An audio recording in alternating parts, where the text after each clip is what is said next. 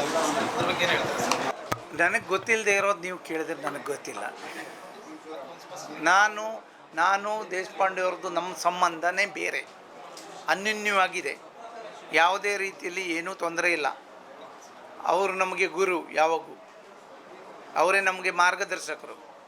ಅವ್ರು ಬಿಟ್ಟು ಈ ಜಿಲ್ಲೆ ಇಲ್ಲ.